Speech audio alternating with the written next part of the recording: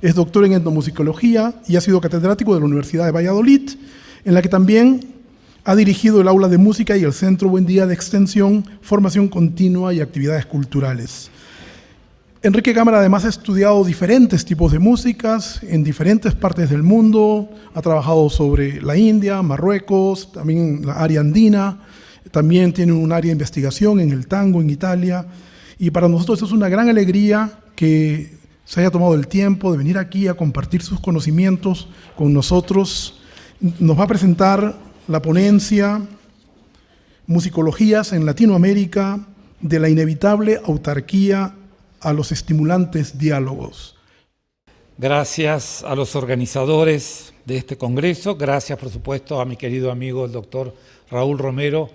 por invitarme, gracias especiales a Zoila y el placer de por fin conocernos, conocer a la autora de una maravillosa tesis doctoral y de una serie de artículos y de textos, pero nos conocíamos a través de lecturas prácticamente y de conversaciones, pero no en vivo. Muchas gracias además por la paciencia y por estar detrás de todas mis necesidades para llegar aquí. Gracias también a la Embajada de España en Lima, en Perú, que ha facilitado mi viaje. Buenos días a todos y a todas otra vez. Es un placer enorme estar aquí en Arequipa en este evento. Y voy a intentar, no voy a ser breve, lo siento. Cuando decidí abordar esta intervención desde la óptica de las comunicaciones entre personas que se dedican a investigar sobre la música, me vino a la memoria el texto publicado en 1977 por el organólogo y etnomusicólogo uruguayo Walter Guido en el libro de autoría colectiva América Latina en su música. Perdón. En este artículo que él tituló Interignorancia musical en América Latina, se refirió a lo que consideraba como problemas persistentes en la región, tales como la polución sonora, la prostración intelectual, el colonialismo mental, la inadecuación de la oferta de los medios de comunicación de masas a las necesidades de la población,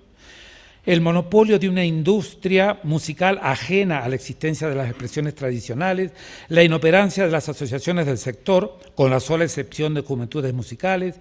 la carencia de conocimiento etnomusicológico y fenomenológico por parte de los compositores latinoamericanos, la ausencia de programación de sus obras en los festivales. Aquí también menciono excepciones, principalmente el Salón de las Américas de la Unión Panamericana con sede en Washington y algunos otros intentos más restringidos, además de lamentar el localismo de los festivales de folclore, y otras cuestiones tratadas, como ven, con un talante próximo al pesimismo adorniano, que contrasta con el de otros textos del volumen, como el de Alejo Carpentier, y conducentes a la formulación de una serie de propuestas para resolver tales problemas, entre las que figura la prescripción de formar a musicólogos y compositores a través de la creación de cátedras de, repite, etnomusicología y fenomenología musical, se entiende, como condiciones para, cito palabras finales, afirmar nuestra propia cultura y la posibilidad de proyectarla universalmente. Como pueden leer en la diapositiva, en el apartado, les voy a invitar un poco de esquizofrenia, lean y oigan al mismo tiempo si pueden, para así ganamos tiempo. En el apartado sobre publicaciones y ediciones musicales contrapuso Guido el fenómeno de relativa presencia del repertorio de literatura musical europea y latinoamericana, ajeno a temas de investigación musical, a las enormes dificultades para publicar y difundir obras muy técnicas y de investigación. Entre los aspectos que Guido no aborda específicamente, pero que se deducen de su diagnóstico, se me ocurre que podríamos incluir una relativa escasez de conocimiento mutuo entre investigadores que pareciera haber sido durante la primera mitad del siglo pasado un rasgo de la musicología latinoamericana. Con este término me refiero a todas sus disciplinas o campos de interés, que aquí han estado fuertemente relacionadas, como veremos. Tal vez este defecto haya sido en parte motivado por condicionantes tales como las asimetrías de distintos tipos heredadas durante el periodo colonial y la necesidad que experimentaron los gobiernos e intelectuales como Ricardo Rojas y tantos otros, una vez concluidas las luchas de independencia, de construir nación, rescatando identidades étnicas consideradas como propias e integrando los aluviones migratorios, de proporciones gigantescas en algunos casos, a sociedades que, a su juicio, estaban perdiendo su homogeneidad cultural. Estas circunstancias, y otras que estaré seguramente ignorando, probablemente expliquen por qué tanto los musicólogos, valga el masculino para todos los géneros en toda mi charla, activos en esta región durante la primera mitad del siglo XX, como no pocos investigadores de otras disciplinas próximas, estoy pensando, por ejemplo, en las monumentales recopilaciones de literatura folclórica realizadas por Juan Alfonso Carrizo, dedicaran sus principales esfuerzos a estudiar las realidades históricas y etnográficas de sus propios países, situación que en parte habría de proseguir hasta el presente, y lo hicieran mayoritariamente solos, más allá de que se sirvieran de la colaboración de distintos tipos de asistentes. Voy a excluir el periodo colonial, pero propongo que es innegable que una generación de pioneros documentó repertorios, géneros, instrumentos, biografías e incluso prácticas vinculadas a la música y las editó, clasificó, archivó e interpretó aplicando marcos teóricos procedentes principalmente de Europa, evolucionismo, difusionismo, particularismo y funcionalismo, entre otros sismos que fueron entrando en uso. Ya a mediados del siglo XX, la musicología latinoamericana contaba con importantes estudios cuyos resultados no siempre circulaban con facilidad en la región, pero algunos de los cuales terminaron por alcanzar diversos grados de difusión internacional, lo que contribuyó a incrementar los intercambios entre investigadores, tanto a nivel de contacto individual como en ocasiones de encuentro científico colectivo. Gracias al progresivo incremento de las comunicaciones, las nuevas propuestas metodológicas y hermenéuticas que se produjeron o influyeron en la musicología en Estados Unidos y en Europa, con posterioridad a la Segunda Guerra Mundial, procedentes de la antropología simbólica, la semiología, los estudios culturales y los de performance, pero también estructuralismo y postestructuralismo, entre otras corrientes, o áreas como las ciencias cognitivas de la música, incluidas las vinculadas, por ejemplo, a la neurobiología, entraron en interacción con propuestas teóricas surgidas en Latinoamérica, lo que fue conduciendo a una situación de madurez de la disciplina en la región. Esta constatación, tal vez discutible, me impulsa a proponerles que recuerden, entre los trabajos que tengan presentes por haberlos consultado, aquellos cuya relevancia dependió de las repercusiones que alcanzaron en cuanto a modelos en el subcontinente. Les sugiero que lo hagan considerando, por un lado, los procesos de apertura geográfica, desde las monografías sobre determinados objetos o fenómenos y los panoramas elaborados sobre la música de un país o provincia, hasta los que trascendieron fronteras políticas, y por el otro, aquellos de progresivo incremento del debate intra- e interdisciplinario, ya se tratara de discutir propuestas procedentes de otras autorías, generalmente en textos de enfoque teórico, emprender investigaciones en equipo o compartir resultados sobre asuntos similares en el mismo continente o entre América y Europa. Me estoy refiriendo a quienes se plantearon la ciclópea tarea de escribir las primeras historias de la música de sus respectivos países o incursionar en temas considerados altamente significativos en ellos, y lo hicieron generalmente aplicando en su mayoría criterios de inclusión temática y disciplinar, a los que luego me referiré como seña de identidad de la musicología latinoamericana. Lauro Ayestarán, Carlos Vega, Juan Álvarez, Leandro Alviña, Jorge Fur, Carlos Isamit, Segundo Luis Moreno, Narciso Garay, Andrés Sass y otros que también trabajaron en áreas más vinculadas a la difusión. Vaya mi homenaje a Chalena, que fue un poquito posterior, pero que también trabajó mucho, ¿no? Chalena Vázquez. Sin olvidar las aportaciones de quienes no eran latinoamericanos de nacimiento, como Alejo Carpentier, Otto Mayer Sierra, Henrietta Yurchenko, Erich Moritz von Horbostel o los esposos de Harcourt, ni las que realizaron José María Arguedas, María de Barata, Juan Max Böttner, Mariano Bosch, Fernando Ortiz, Mario de Andrade y su discípula Oneida Alvarenga, Vicente Mendoza algo más tarde y antes Guillermo Furlong y Pedro Renón, por ejemplo, puesto que no me limito a mencionar la literatura producida desde la formación musicológica. Pero ustedes seguramente tengan presentes ahora a otros estudiosos de igual o mayor relevancia que la alcanzada por los que acabo de mencionar. Los panoramas introductorios a los estudios musicológicos en la región nos ayudan a recordar y ampliar nuestro conocimiento al respecto. Eugenio Pereira Salas,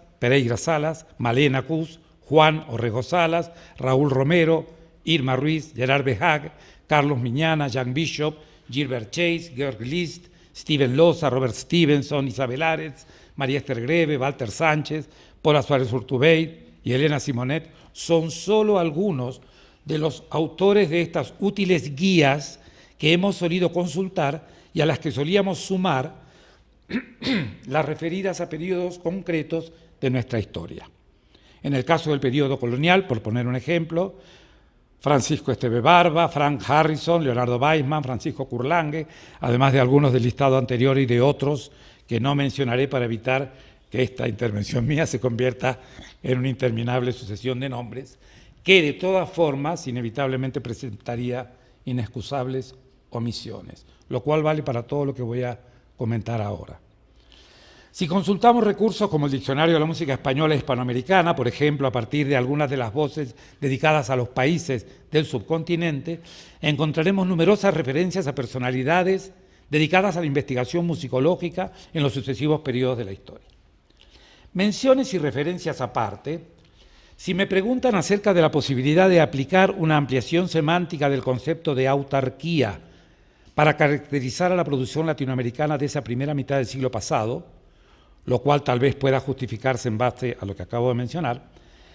les respondería que podríamos intentarlo, pero solo hasta cierto punto y con mucha precaución, puesto que en alguna medida el diálogo se produjo siempre en la musicología del subcontinente y en varios niveles, algunos de los cuales son propios de toda tarea investigadora, por muy individual y solitaria que se plantee, como el inevitable y permanente coloquio con las fuentes, la bibliografía, los materiales documentados o seleccionados, asuntos que aquí no es pertinente especificar por obvios. Recuerden los 3 niveles de conversación literal o metafórica que según Michel Kisliu caracterizan a la etnografía. Y en cambio considero conveniente recordar 2 espacios de interacción también bastante previsibles que se han producido siempre. Como ejemplo del primero, la crítica intra e interdisciplinaria, que no necesariamente conduce al debate, podemos considerar las apreciaciones escritas por el argentino Carlos Vega en su libro de 1960, La ciencia del folclore, sobre la categorización del hecho folclórico por parte de su compatriota folclorólogo Augusto Raúl Cortázar, quien había propuesto una lista de rasgos en varios textos publicados entre los años 42 y 54. Apreciaciones, las de Vega, teñidas de ironía, como una carreta oral o en una empanada no escrita, que han llegado a ser consideradas como ofensivas por muchos lectores. Sin abandonar este ejemplo, podemos considerar el otro espacio de intercambio que menciono aquí, la correspondencia epistolar entre estudiosos, que también se ha producido a menudo. Pueden leer en la diapositiva fragmentos de la que mantuvieron Cortázar y Vega relativa a lo que acabo de mencionar. Quejas de uno, respuesta del otro. Claro, en estos intercambios de apreciaciones y de escondidos reproches, tal vez, repito, no exentos de ironía, los 2 participantes en el diálogo toman la palabra, cosa que también sucede, por ejemplo, en las cartas intercambiadas entre Vega y el arabista y musicólogo español Julián Rivera, tan admirado por él. Pero en otros casos, la réplica o defensa no es posible porque, por ejemplo, el destinatario de las valoraciones ya no vive. En 2006 he tenido ocasión de señalar que el análisis de la transcripción de una huella pampeana publicada por Ventura Lynch en 1883 me permitió detectar en la dura crítica emitida sobre dicho melograma medio siglo más tarde por Vega un error cometido por este que la invalida y a la vez nos recuerda la necesidad y conveniencia de ser mesurados al evaluar trabajos ajenos, tarea sin duda necesaria para el desarrollo de toda disciplina. Seguramente conocerán ustedes muchos otros ejemplos de estas dinámicas. Romero ha tratado varias en su Tragedies and Celebrations de 2001, principalmente focalizando las asimetrías entre centro y periferia en la investigación. Durante la segunda mitad del siglo XX se concretaron iniciativas que, entre otros efectos saludables para el desarrollo de las musicologías latinoamericanas, propiciaron tanto la difusión de conocimientos específicos como el incremento de situaciones dialógicas, principalmente entre investigadores de varias procedencias y residentes en distintos países o incluso tendentes al nomadismo. La fundación en Caracas del Instituto Interamericano de Etnomusicología y Folclore, por parte de la ya mencionada compositora y etnomusicóloga argentina Isabel Arestile, promotora de investigaciones en buena parte del subcontinente, y la acción desarrollada por el musicólogo alemán-uruguayo Francisco Kurlange y su americanismo musical en varios países, son dos ejemplos de este fenómeno seminal al que convendrá añadir otros aún activos. Aunque sea por todos conocidos, permítanme pedirles que recuerden las significativas consecuencias producidas por una circunstancia biográfica, el matrimonio de Ares con el también compositor y etnomusicólogo venezolano Luis Felipe Ramón y Rivera, que como ella tuvo ocasión de estudiar con Vega, sumada a la notable capacidad de gestión cultural que les permitió fundar el INIDEF, que heredó y expandió los formidables archivos del INAF y fue rebautizado posteriormente como FUNDEF, y desde 2006 como Fundación Centro de la Diversidad Cultural.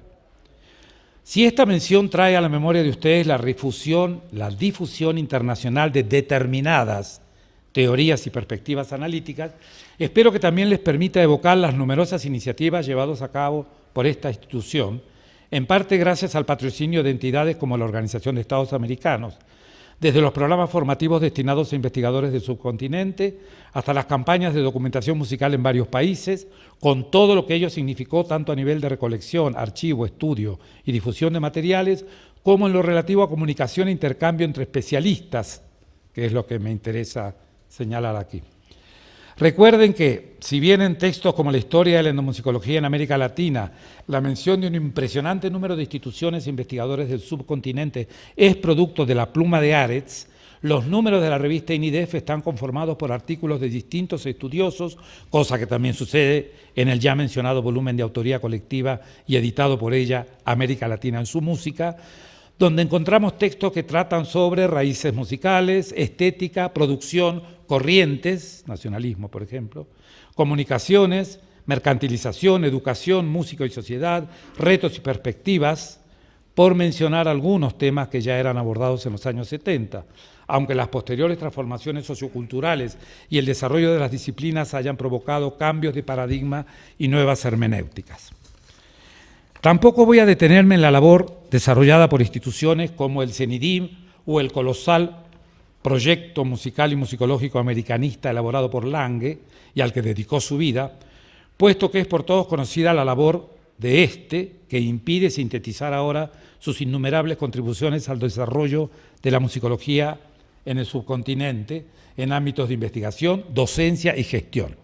Baste con mencionar su Boletín Latinoamericano de Música, cuyos 6 volúmenes se publicaron en varios países a partir de 1935 y que, como señaló Luis Merino, concedió igual importancia a músicas prehispánicas de tradición oral, indígenas, folclóricas y de transmisión escrita a través de varias centurias. Resuenan en esta colección muchas de las más prestigiosas voces de la musicología del subcontinente. Como ustedes saben, Lange recibió incluso apoyo del gobierno estadounidense como parte de la Good Neighbor Policy, lo que le permitió fundar bibliotecas, dictar innumerables conferencias y organizar congresos y otras actividades en el ámbito de la promoción y el desarrollo de la creación musical y la musicología, principalmente en Latinoamérica, pero también en otras áreas de Occidente. ¿Voy bien? ¿Se me entiende? ¿Es demasiado rápido? ¿Puedo seguir? ¿Sí? Gracias. En el texto sobre la historia del IMLA, alojado en la web de este Instituto para los Estudios de la Música Latinoamericana, se narra la iniciativa por parte de algunos musicólogos de distintas nacionalidades reunidos en Bruselas de fundarlo bajo la presidencia de Lange y la dirección del musicólogo argentino Aníbal Cetrangolo, aún hoy residente en Italia. Ustedes pueden leer en esa web detalles institucionales del IMLA, cuya sede está en Venecia, la constitución del Study Group de la International Musicological Society, Relazioni Italo-Iberoamericane, que fundamos en Madrid en 1992 durante un congreso de la Sociedad Internacional de Musicología, y consultar la base de datos relativa a las giras de compañías de teatro musical desde los países del sur de Europa hacia los de América Latina, así como tomar contacto con algunos de sus miembros cuyos actuales proyectos incluyen tanto la ópera como la música andina. Véanse las respectivas tesis doctorales de Cetrangolo y de Stefano Gavagnini y sus posteriores publicaciones. Aníbal me relató que en 1988, durante el congreso organizado por ellos en Prato, ciudad natal de Domenico Zipoli, para conmemorar el tercer centenario del nacimiento de este compositor italiano emigrado a Sudamérica, él mismo favoreció el contacto entre los presidentes de las sociedades española e italiana de musicología, además de representantes de la Fundación Gulbenkian y otros, e invitó a jóvenes investigadores latinoamericanos a visitar por primera vez Europa. Entre ellos estaba Bernardo Hillary, quien posteriormente se unió a sus compatriotas Irma Ruiz y Leonardo Weissman para estudiar tanto los documentos escritos de las misiones jesuíticas de Mojos y Chiquitos como las actuales prácticas musicales de los habitantes de esta zona boliviana, lo cual, por una parte, constituyó uno entre tantos ejemplos de trabajo en equipo de los que ya había antecedentes, sin ir más lejos los realizados en esas mismas localidades por los musicólogos Valdemar Axel Roldán y Carmen García Muñoz, quienes en 1972 publicaron juntos el volumen Un archivo musical americano, y por la otra también evidenció lo que considero como una seña de identidad de la musicología latinoamericana, la integración de subdisciplinas, en este caso la musicología histórica y la etnomusicología, en un mismo proyecto. Help, doctor. Bien es cierto que esta visión holística de la investigación musical, sobre la que interrogué a comienzos de los 80 a estudiosos europeos, gracias, querido, me fue confirmada por Tulia Magrini, Diego Carpitella y Roberto Leidy, pero lo hicieron desde la conciencia de una situación dicotómica, mientras que los investigadores latinoamericanos que participaron en 1992 en la Study Session número 13 del 15 Congreso de la Sociedad Internacional de Musicología, dedicada a debatir acerca de la integración entre musicología histórica y etnomusicología, fueron mucho más categóricos en sus afirmaciones y propuestas, puesto que partían de posiciones personales tendencialmente ajenas a dicha dicotomía e incluso mencionando otras disciplinas. Pueden comprobarlo leyendo las intervenciones de los chilenos María Esther Greve y Luis Merino, la cubana Victoria Eli, los argentinos Irma Ruiz, Weissman y Gerardo Jusevi, y el estadounidense Steve Loza. Esta realidad se verifica también en los congresos de algunas sociedades latinoamericanas, como las asociaciones y sociedades de musicología argentina, chilena, colombiana, venezolana, las de Brasil, incluso alguna de reciente creación como la Sociedad de Musicología y Etnomusicología de Latinoamérica, y por supuesto la Sociedad Peruana de Musicología, en cuyo programa de este primer congreso es evidente, y una vez más bienvenido, el eclecticismo temático y subdisciplinario. Mención especial merecen las ediciones del Premio de Musicología Casa de las Américas, creado en 1979 y con sede en La Habana, por las ocasiones de encuentro que favorecen sus coloquios paralelos entre investigadores, principalmente, aunque no solo, de Latinoamérica, además de lo que significa el premio en sí como reconocimiento de la producción científica en el área. Aquí cabría mencionar también como mínimo el Premio Samuel Claro, creado en 1998 por el Instituto de Música de la Universidad Católica de Chile. Hay que reconocer, repito, que el eclecticismo señalado como seña de identidad de la musicología latinoamericana está presente en algunos países europeos, por ejemplo, en los congresos de la Sociedad Española de Musicología, principalmente dedicados a la musicología histórica, pero en los que siempre hay alguna sesión dedicada a temáticas más propiamente etnomusicológicas, lo cual se refleja en los contenidos de la revista de musicología. En este sentido, la desigualdad de espacio habitualmente destinado a las subdisciplinas en esta revista, que en parte fue causa de la fundación de la CIBE,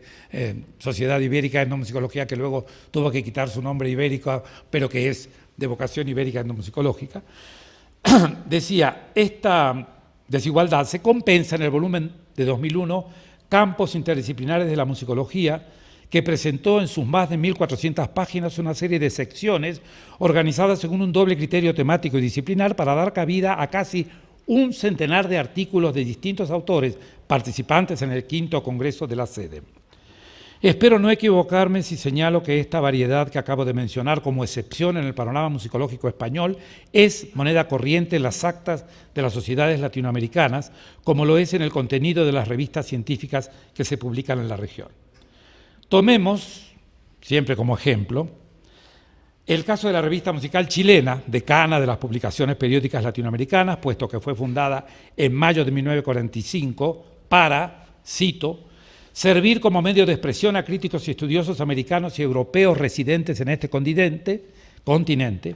e informar sobre actividades musicales en Chile y en otros países. En la diapositiva pueden leer algunas de las frases publicadas en el primer número, en las que se expresa la preocupación por superar el eclipse en las relaciones y comunicación de las repúblicas americanas con el viejo mundo, así como sentimientos de identidad de los que se toma renovada conciencia tras asistir al desastre de la Segunda Guerra Mundial, y la intención de que la revista adopte una fisonomía principalmente americanista. Dejo de lado todo lo relativo a intercambios de intérpretes, compositores, orquestas y educadores presentes en todos los volúmenes de la revista, para mencionar solo algunas de las referencias a la siempre deseada y en ocasiones promovida comunicación en ámbito musicológico. Así, en números siguientes se propone incrementar el, cito, intercambio entre todas las repúblicas americanas a través de reuniones nacionales, internacionales e interamericanas. Esto se escribe desde Washington. Charles Seeger convoca a trabajar juntos para sumar puntos de vista y alcanzar panoramas de la musicología abarcadores. Gilbert Chase llama a desarrollar una conciencia americana en la música. Domingo Santa Cruz escribe en Panamericanismo y Música, cito, los tiempos que corren son de asociaciones internacionales. Georg List publica sus impresiones de musicología y folclore en América Latina. Samuel Claro alaba en un texto los beneficios derivados de la colaboración y coordinación de esfuerzos. Y en otro, tras dialogar con numerosas definiciones de la musicología y sus áreas, interpela a los estudiosos de Hispanoamérica para que trabajen en pro del conocimiento del pasado musical del subcontinente. Claudio Santoro escribe desde Berlín, Música de América Latina víctima de la falta de comunicación. Manuel Dannemann se refiere al programa interamericano de etnomusicología creado por iniciativa del Consejo Interamericano de Música de la Unión Panamericana y dirigido por List en la Universidad de Bloomington, Georg List. Grebe propone un ejemplo de interdisciplinaridad para estimular en los jóvenes investigadores la realización de trabajos con este enfoque. En el 30 aniversario de la revista, Merino recuerda su fisonomía ante todo americanista y abarcadora y concluye afirmando que, cito, continuará incólume esta triple relación de reflejo, ayuda y promoción del resto de la comunidad musical chilena y toda Latinoamérica. Stevenson, otro monstruo en materia de producción musicológica, se refiere a los rumbos de la investigación sobre música colonial latinoamericana y desarrolla una visión musical norteamericana de las otras Américas hacia 1900, mientras Ares lo hace sobre áreas musicales de tradición oral en América Latina.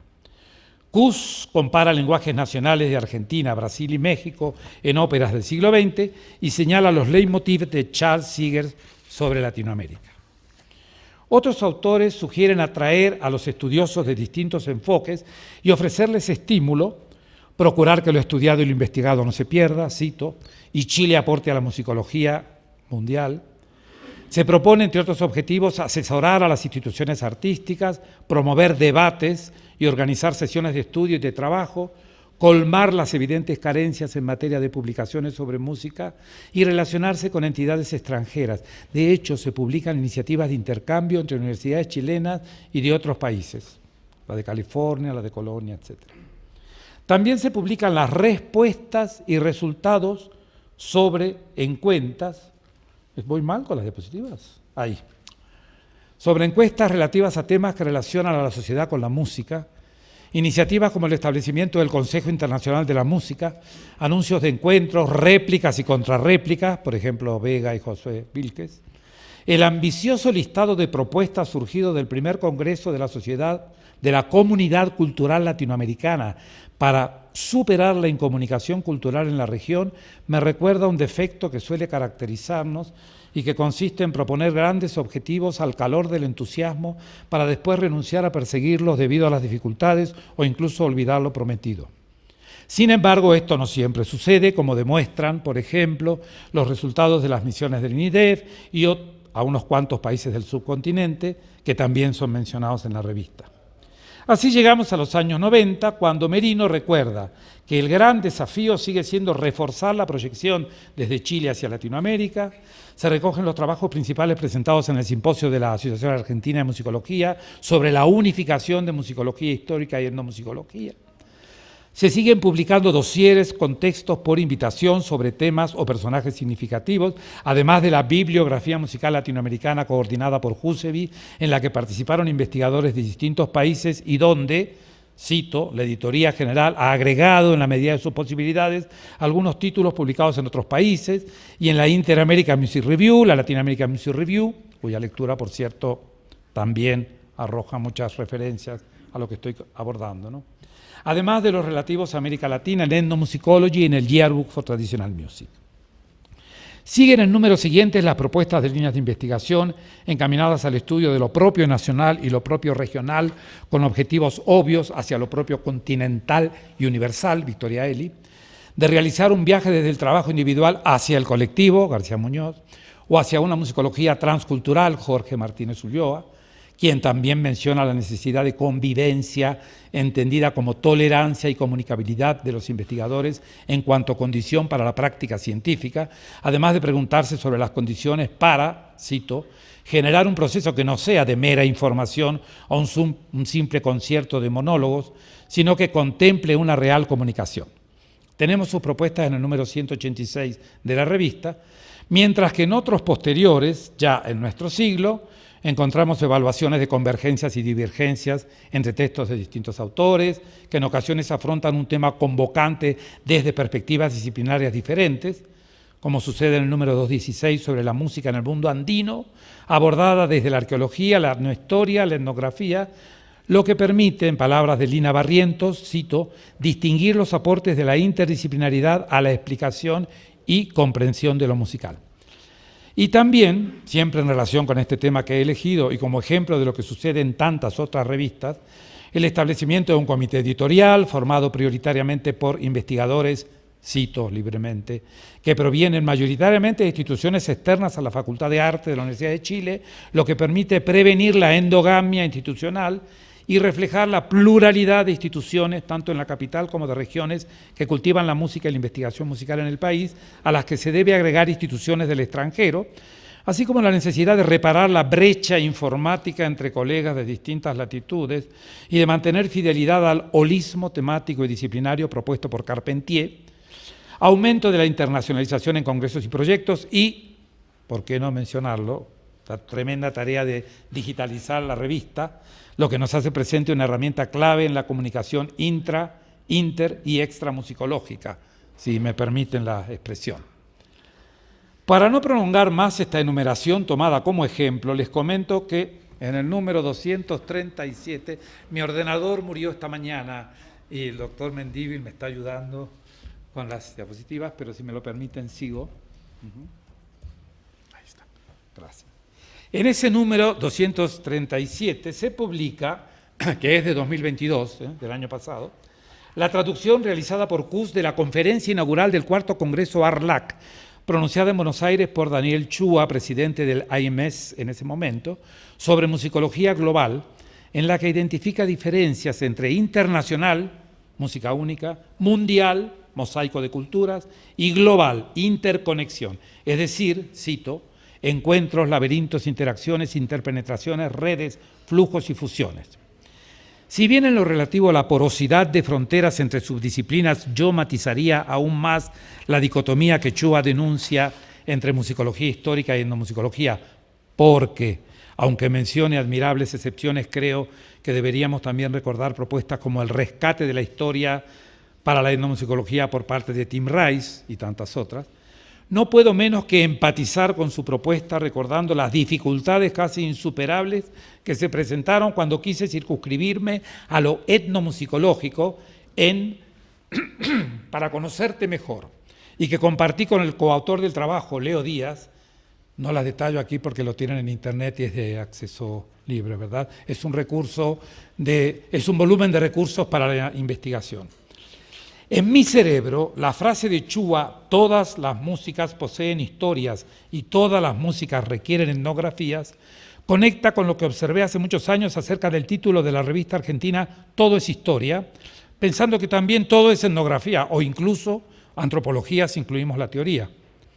Conviene leer con ojo crítico esta interesante conferencia de Chua sobre la que, además de pensar en contraejemplos como el de Rice que acabo de mencionar, se me ocurrió recordar propuestas teóricas de aplicación supradisciplinar,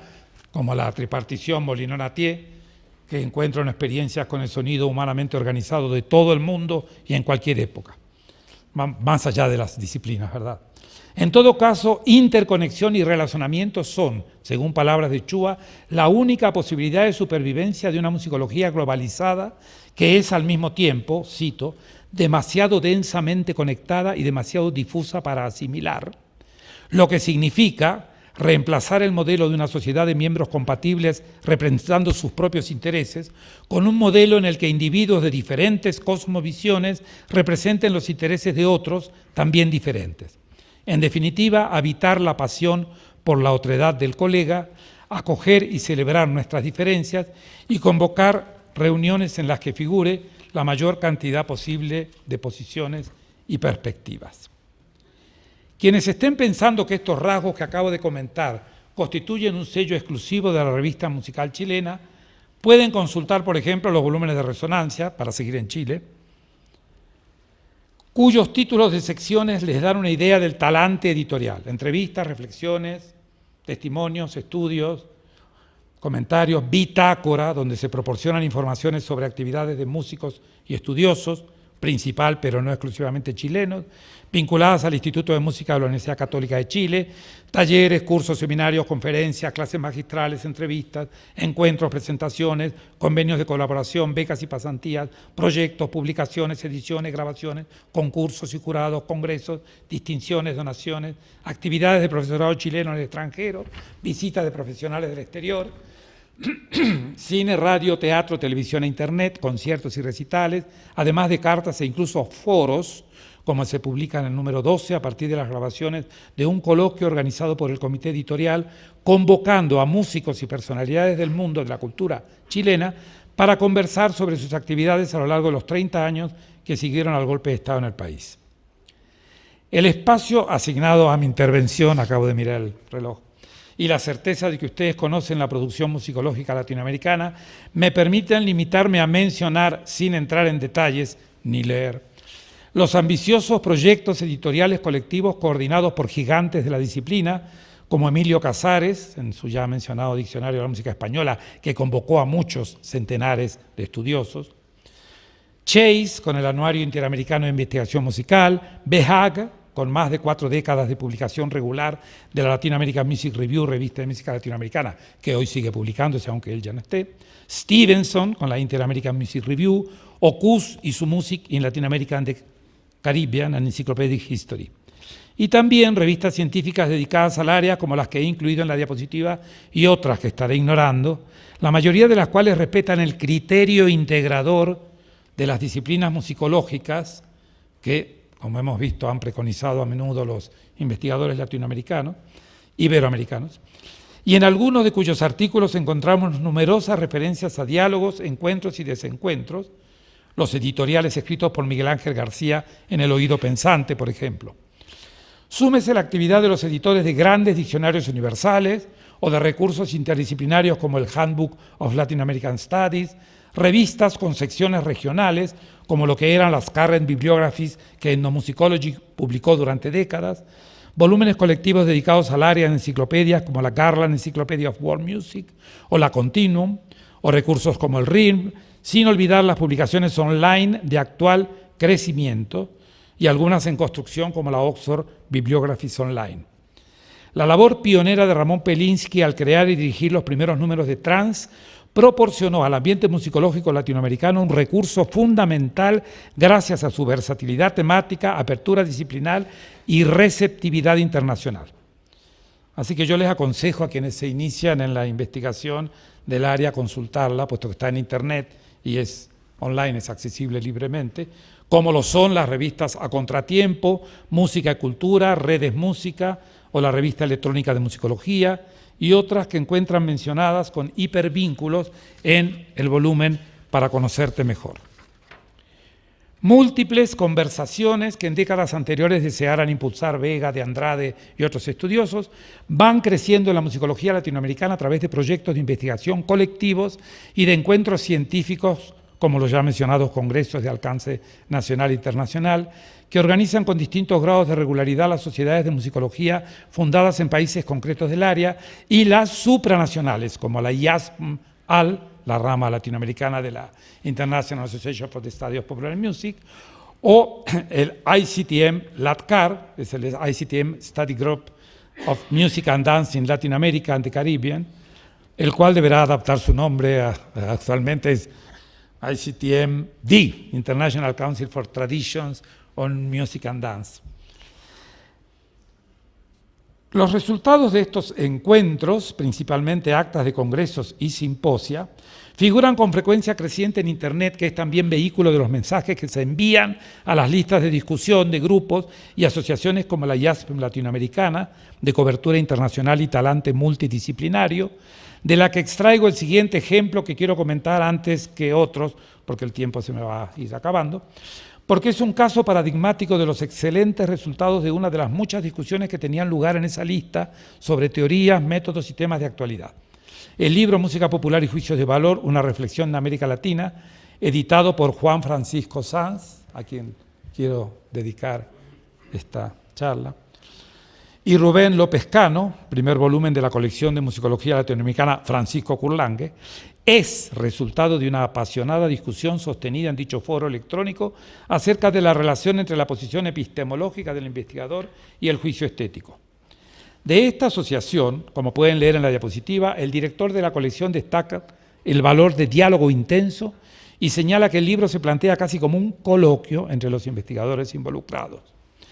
En este libro, Christian Spencer reflexiona sobre el estatus científico de la musicología, con herramientas de la sociología del conocimiento y la filosofía de la ciencia. Federico San Martino recurre a la revisión crítica de propuestas de Walter Benjamin y Theodor Adorno para interpretar su propio trabajo en una localidad de la provincia argentina de Córdoba. Felipe Trota revisa los procesos históricos de conformación de juicios de valor en música en el contexto de la confrontación entre ámbitos erudito y popular. Eloísa de Araujo Duarte Valente recorre a la vinculación entre medios tecnológicos, los soportes de grabación sonora, y la conformación del gusto musical en sus usuarios. Juan Francisco Sanz elucida y asume principios de la epistemología del punto de vista para discutir acerca de cuestiones como la subjetividad en estudios musicológicos sobre popular music o la consideración de los juicios de valor en cuanto a discursos. Claudio Díaz aborda el carácter de constructo de la adjudicación de valor a productos musicales a partir de la consideración de la producción y el consumo de estos como prácticas sociales y discursivas.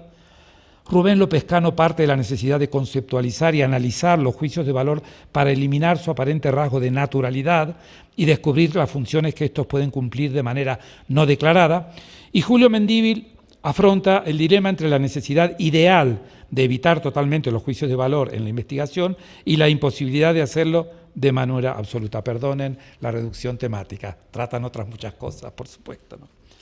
No puedo detallar más contenidos aquí, pero permítanme mencionar los grupos de trabajo digitales constituidos en el seno de esta rama de la IASPM Lab, que en algunos casos derivaron en simposia y en los que a menudo se respondía con generosidad a preguntas de algún participante. Y en un plano general, citar solo algunos de los volúmenes colectivos que se han ido publicando en el campo de la musicología latinoamericana. En no pocas ocasiones, dos autores coordinan su trabajo de distintos modos para abordar una temática que, desde el punto de vista de los objetos musicales, puede abarcar una tipología presente en un área, los Mendoza, varios géneros en un país, Domínguez y Salazar, las áreas musicales del subcontinente, Ares y Ramón y Rivera, repertorios y prácticas de una etnia, Novati y Ruiz, músicas prehispánicas, folclórico-populares y académicas del subcontinente, Gómez y Eli, la aplicación de una perspectiva comparativa intercultural a un área geográfica, Greve y Álvarez, o entre ambas orillas del Atlántico, la uruguaya Marita Fornaro y la española Matilde Olarte, trabajo colaborativo entre un etnomusicólogo inicialmente outsider y un intérprete y compositor insider, Wilken y Friesner, o entre dos etnomusicólogos sobre aspectos metodológicos de la investigación, Díaz y Soto, presentación crítica de la producción musicológica latinoamericana sobre un género, Ramos y Spencer sobre la cueca, o Un País, Barros y Daneman sobre Chile, o Ruiz y Mendizábal acerca de Argentina, en ocasiones colaborando con responsables de otras disciplinas, como cuando Mercado y Rondón combinan sus perspectivos textos con la fotografía de Nicole Piboncas Sañartu en un trabajo sobre los bailes chinos en Chile Central, o la investigación de Jonathan Ritter y la historiadora del arte Sheila Nair sobre acústica de espacios, y uso de la voz en performances incas, o editando testimonios orales y escritos de músicos, Rivera Díez, Dávila Frank. Son cada vez más numerosos y frecuentes los proyectos editoriales que convocan a varios autores, como sucede en La música en el Perú, editado por Edgar Valcárcel, los volúmenes dedicados a la música en México, bajo la dirección general de Julio Estrada, los coordinados por Walter Sánchez sobre música boliviana, generalmente resultantes de los festivales y congresos financiados por la Fundación Patiño, otro foro de encuentro y participación entre investigadores, los editados por Raúl Romero, Max Peter Baumann, Pablo Senán y Pablo Vila, Gisela Canepa, Alfonso Arribillaga con Matías Stöckli, Rafael Contreras con Daniel González, Mendívil junto a Romero, trabajos que pueden estar dedicados a un personaje, como los estudios sobre la obra de Carlos Vega, o a un instrumento musical como el charango. En estos dos últimos casos se combinan textos de autores ya no vivos con otros actualmente activos. La casuística es tan variada en obras colectivas como en las individuales y, aunque no pueda referirme a los contenidos, lo estoy un poco tratando de hacer para Oxford Bibliographies Online, pero también ahí seleccionando mucho, ¿no es cierto? Recuerdo que puede tratarse de una antología de textos que fueron significativos por sus contenidos y repercusión, Zoila Gómez, un volumen dirigido principalmente a estudiantes universitarios, en el que cada capítulo aborda una o varias tradiciones musicales representativas de un área o presenta un panorama de una región, de un país o de varios, Schechter. Una serie de textos sobre géneros y complejos genéricos, grupos étnicos, repertorios musicales y fenómenos sociales vinculados a su práctica, Borrás, donde aparecen muchos temas de interés,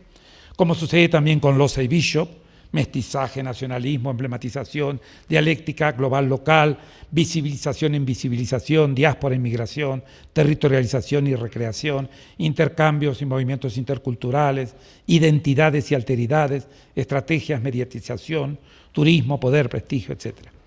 Se publican también panoramas organológicos, desde los dirigidos por César Bolaños o el Atlas elaborado por el equipo cubano tras realizar un intenso y prolongado trabajo de campo en toda la isla, hasta el editado por Elena Simonet sobre acordeones, o las 500 páginas sobre música y sonidos en el mundo andino, Sánchez Guaringa, estudios en áreas transfronterizas sometidas a permanentes transformaciones de construcción simbólica, los volúmenes editados respectivamente por Madrid y por Ijar Sánchez, o inscritos en el africanismo musical latinoamericano, a Aronian, Sirio y otros. Incluso un catálogo de exposición puede convertirse en una significativa colección de textos de especialistas del área que dirigen una pluralidad de miradas sobre objetos y prácticas musicales y sociales en el subcontinente, como sucede en A Tres Bandas, donde se trata sobre globalización, mestizaje, transculturación, mediatización, significado y significación, agencia indígena, identidad étnica y cultural, visibilización, estereotipos, circulación o influencia de factores políticos. También con el auxilio de la antropología auditiva en materia de percepción y producción del sonido en pueblos indígenas latinoamericanos, se aportan variadas perspectivas que consideran las ontologías, el animismo o el perspectivismo, entre otros ítems, Brabec de Morí, Leví y García. Pluralismo de miradas también presente en volúmenes como el compilado por Buch y Gilbert acerca de la guerra de las Falkland Malvinas, o cuando se estudian apropiaciones, subjetividades y reconfiguraciones en la música popular urbana de Latinoamérica, es el editado por Vargas y Karam. Y así podríamos seguir mencionando la antología de textos traducidos al inglés Latin American Music Reader, que incluye, entre otros, trabajos de investigadores aquí presentes, y uno de cuyos resultados es proyectar la musicología del subcontinente a otras regiones del mundo, como sucede también con Made in Latinoamérica, editado por Mendívil y Spencer. A ver si en el norte nos leen un poco más y se enteran de que el verbo musicar lo propuso Carlos Vega muchas décadas antes que Christopher Small, que todos citan, sin desmerecer a Christopher Small, por supuesto. O la nueva polifonía de perspectivas sobre un tipo de producción popular, como es la canción romántica, Tupinambá y Lucy Pereira, o la canción en general, Gilbert y Liud, o sobre resiliencia de Insiders y mitosónica de La Garza y Bonfim. Y puesto que debo conformarme con cerrar este listado de manera no exhaustiva, recuerdo el excelente Aires de la Tierra, que además veo he visto algún ejemplar por ahí, editado por Borrás y Mendívil, y dedicado a los imaginarios sonoros de la nación en América Latina. Creo que habrá un panel en este congreso sobre este título. No sin antes mencionar los libros homenaje, como el que editó Melanie Plech sobre el fallecido Gerardo Jusevi, y en el que se dan cita a investigadores de Argentina, Uruguay, Brasil, Colombia, Estados Unidos, España, Portugal, Gran Bretaña y Ghana, reunidos alrededor de un objetivo común. Seguramente conocerán ustedes muchas otras publicaciones e iniciativas dialógicas o colectivas, así que me perdonen Arturo Chamorro, Juan Pablo González, Norán Saavedra, Tomás Stanford, mi tiempo se acaba y no los puedo mencionar.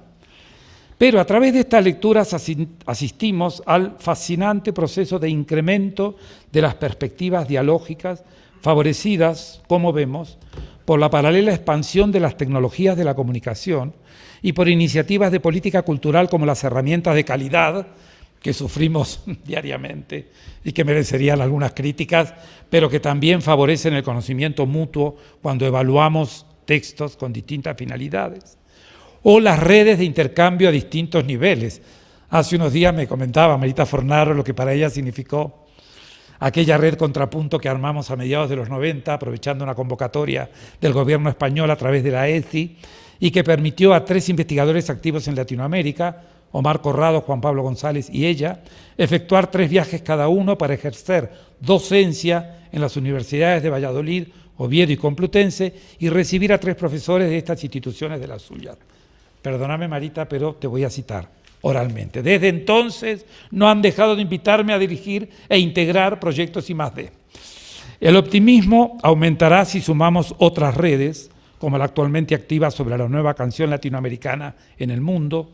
los programas Intercampus o los grupos de estudio como el MUSAM, Música y Estudios Americanos, de la SEDEM, que sesiona anualmente y acaba de publicar en Desde y hacia las Américas, con casi 800 páginas ocupadas por 43 contribuciones de distintos autores sobre música y migraciones transoceánicas. No pretendo que lean todo eso donde les caiga la vista nomás. Imposible mencionar el universo de temas abordados en estos trabajos desde distintos paradigmas y enfoques que enriquecen el panorama hermenéutico de la musicología latinoamericana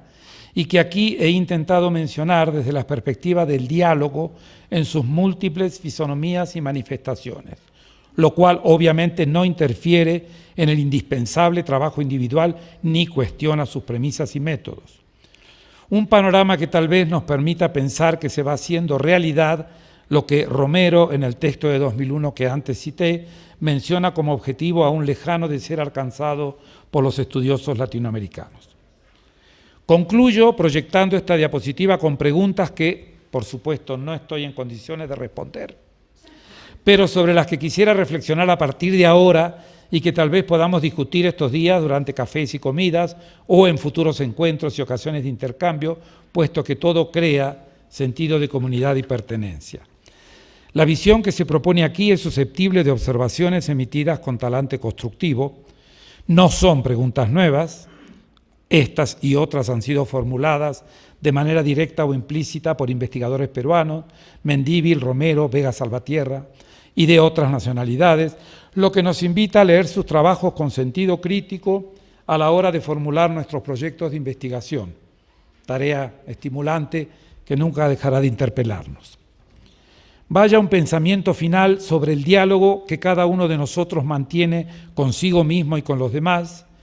el equilibrio entre el trabajo individual y el colectivo, la reflexión individual y la compartida, las iniciativas llevadas a cabo en solitario y las que necesitan confrontación de ideas en los ámbitos de investigación, gestión e incluso acción política, como las denuncias y tomas de posición que a veces tenemos que publicar desde las instituciones y las organizaciones en las que participamos. Y una confesión personal. Si bien disfruto trabajando solo, me suelo divertir bastante más cuando lo hago en compañía, aunque no haya sido este el único motivo por el que he elegido este tema que, como ven en la diapositiva, me viene preocupando desde hace décadas. Y vuelvo a agradecer la estimulante invitación que he recibido a pronunciar estas palabras, que quiero concluir con mi alborozada enhorabuena a quienes han planteado la prometedora iniciativa de fundar una sociedad científica y no han ahorrado esfuerzos para hacer realidad este primer congreso de la Asociación Peruana de Musicología. Gracias por invitarme a compartir con ustedes esta charla y sobre todo por brindarme la oportunidad de escuchar sus propuestas durante las intervenciones y participar en sus diálogos. Gracias.